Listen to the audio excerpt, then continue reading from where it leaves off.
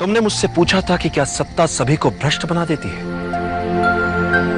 तुमने मुझसे कहा था कि मगध के सिंहासन पर बैठते ही मैं सिकंदर या अन्य राजाओं की तरह हृदयहीन तो नहीं हो जाऊंगा कहीं।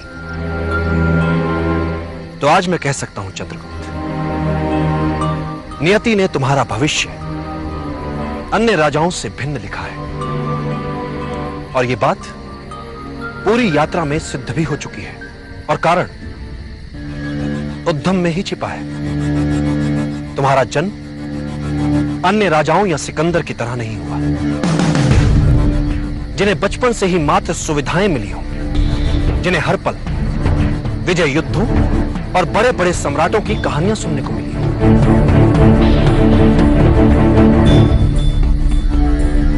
और तुम एक निर्धन परिवार में जन्मे, एक ऐसा परिवार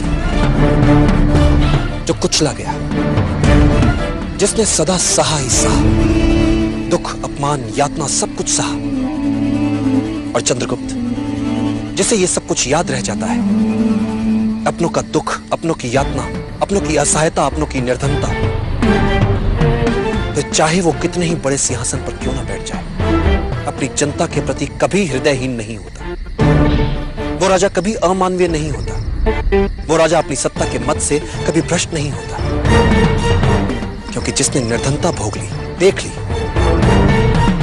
वो अपनी जनता की हर विवशता को समझ लेगा, बिन बताए ही समझ लेगा वो अपनी प्रजा के दुख। इसीलिए सत्ता भी उसे भ्रष्ट नहीं बना सकती।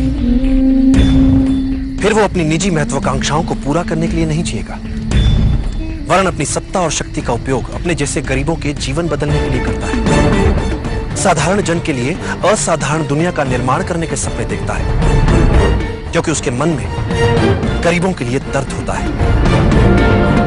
फिर कोई भी शक्ति उसे भ्रष्ट कैसे बना सकती है? इसीलिए तुम अपना अंतिम पण तक दूसरों को देने के लिए सहजता से तैयार हो जाते हो। अपनी मां की अंतिम निशानी तक उन्हें बचाने के लिए दांव पर लगा देते हो, जिन्हें तुम ठीक से जानते तक नहीं। बस उनके दर्द को जाना तो सब कुछ लुटा दिया, उनके लिए कोड़े भी खा लिए।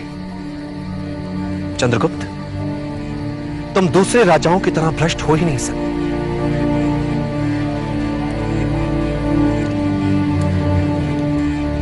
कभी नहीं।